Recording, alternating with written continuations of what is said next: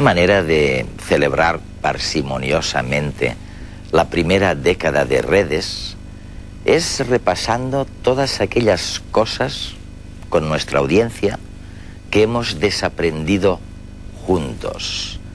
Me refiero a las cosas que nunca debimos aprender y que tenemos que olvidar. Que estamos programados para morir, que somos más inteligentes de lo que éramos hace 50.000 años, que caminamos hacia algo mejor y cada vez más grande.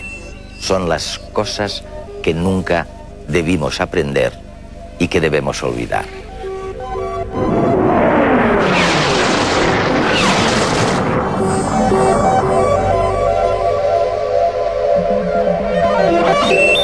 La forma en que entendemos la naturaleza humana. Tal vez sea esta una de las primeras lecciones que debamos desaprender.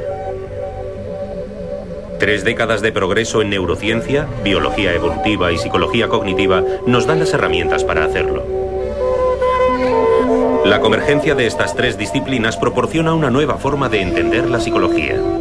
Una nueva forma de analizar el cerebro, la mente y el comportamiento que está cambiando la manera en la que los científicos abordan cuestiones de siempre y plantean nuevas preguntas. Hablamos de psicología evolucionista.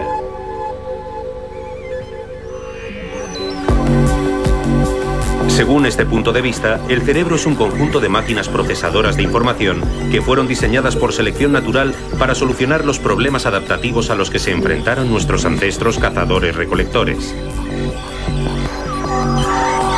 Esta colección de maquinaria computacional es la base de nuestras aptitudes naturales, nuestra habilidad para ver, para hablar, para enamorarnos, para temer las enfermedades, para orientarnos, entre otros muchos instintos que solemos obviar o asociar a conceptos como la razón o la cultura.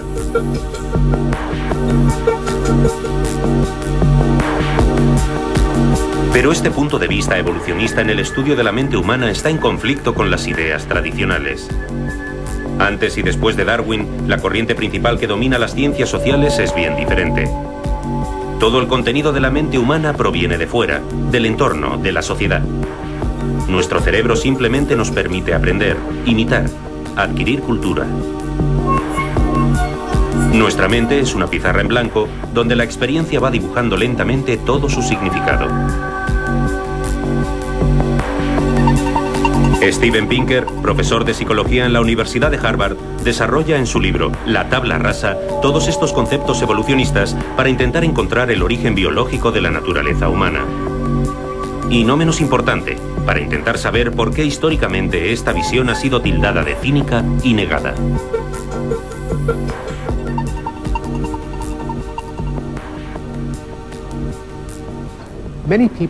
A mucha gente le molesta la idea de que la mente humana sea un producto de la evolución, porque esta es una visión cínica que requiere que los humanos sean violentos y competitivos.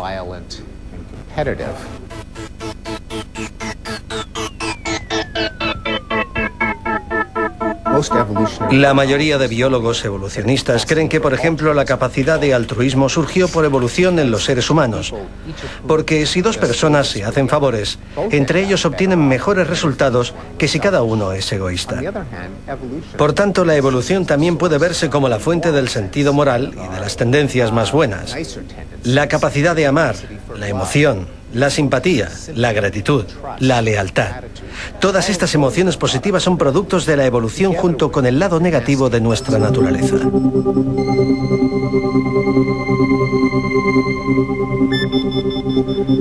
Se trata de concebir nuestra mente y no solo nuestro cuerpo como producto de la evolución. Pero, ¿qué es en realidad la evolución? El conjunto de cambios que se producen a consecuencia de la selección natural. La selección de aquellos genes que proporcionan un comportamiento más adecuado al entorno en el que se vive. La interacción genes-entorno es, por tanto, la clave y también el centro de un debate importante. Imaginemos un jugador ante un videojuego. El jugador responderá a las exigencias del juego y depende de lo que éste requiera, se convertirá en un jugador más táctico o más agresivo. Pero, ¿hasta qué punto se convertirá o hasta qué punto echará mano de unas habilidades tácticas o agresivas que ya tenía? Este es el debate que surge. Genes versus entorno. ¿Qué determina en mayor grado nuestra naturaleza? ¿Qué es más importante, los genes o el entorno? Esta no es una pregunta muy relevante porque si no fuera porque los genes nos proporcionan un cierto tipo de cerebro, el entorno no tendría ningún efecto interesante. Un gato y un niño pueden crecer en el mismo entorno y sin embargo se desarrollan de forma diferente. ¿Por qué? Porque el gato tiene unos genes que lo hacen responder a unas partes del entorno diferentes de aquellas a las que responde un niño. Los seres humanos no son como los juguetes mecánicos que están en el mundo sin procesar ningún tipo de información. Lo que los genes nos proporcionan es la capacidad de reaccionar de forma inteligente a nuestro entorno en formas particulares.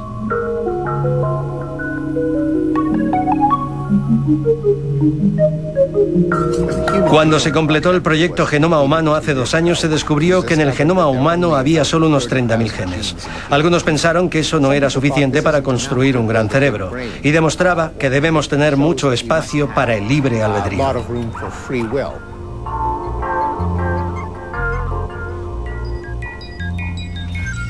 Esta supuesta falta de material genético alimenta lo que se ha llamado el mito del fantasma en la máquina. La creencia que las personas estamos habitadas por un alma inmaterial, responsable del libre albedrío y que no puede reducirse al funcionamiento del cerebro. Es una idea muy antigua y enraizada que está en el trasfondo, por ejemplo, de la polémica por el uso de células madre. Los embriones de los que proceden estas células están ya provistos de alma y por tanto son ya una persona o todavía no. Es la idea de que aparte de las moléculas que nos constituyen hay algo más. Además, 30.000 genes es una cifra semejante a la de otras especies menos complejas.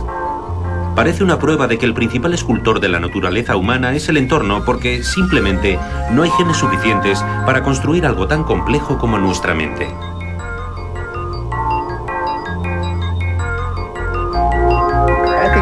Creo que esta afirmación es una falacia. En primer lugar, hay otros organismos, como el gusano de tierra, que tiene 20.000 genes. Y no nos gustaría pensar que este pequeño gusano tiene más libre albedrío que nosotros. Lo importante es cómo se expresan los genes, el algoritmo, la receta particular por la que los genes construyen estructuras biológicas de unas determinadas maneras en unos determinados momentos del desarrollo embrionario. Lo que ocurre es que a la gente le gusta pensar que todos nosotros tenemos un cuerpo que incluye un cerebro y también tenemos una mente o un alma, y que esa mente de alguna manera controla el cerebro, de la misma manera que un usuario controla un ordenador. Todos los fenómenos que siempre hemos pensado que correspondían al alma, las emociones, la moralidad, el razonamiento, la percepción, la experiencia, todos consisten en actividades fisiológicas en los tejidos cerebrales, pero la neurociencia demuestra que no se trata de que tengamos un cerebro, sino de que nosotros somos nuestro cerebro.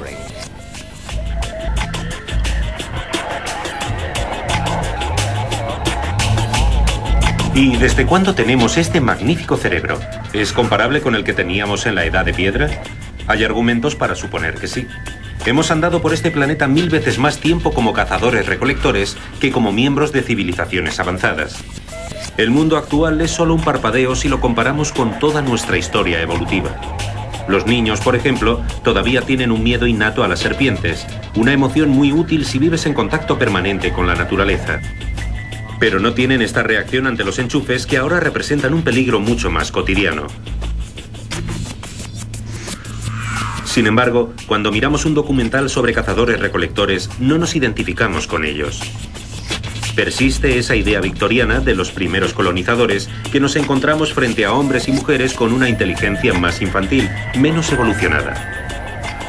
Y que la ciencia, la filosofía y el arte deben materializarse en habilidades mentales mucho más sofisticadas que las de las sociedades tribales.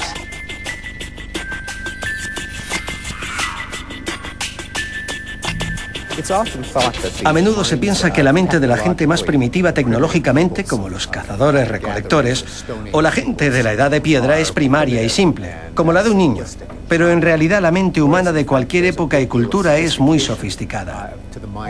Es evidente que nosotros tenemos ordenadores, coches, lenguaje escrito y matemáticas. Pero personas de todas las culturas pueden leer las emociones de otras personas y los pensamientos, que es algo que los ordenadores todavía no pueden hacer. Y también pueden reconocer caras. Pueden extraer veneno de animales y de plantas. Está claro que hay diferencias entre las sociedades tecnológicamente avanzadas y la de los cazadores-recolectores, pero probablemente las habilidades mentales son las mismas en todas las culturas.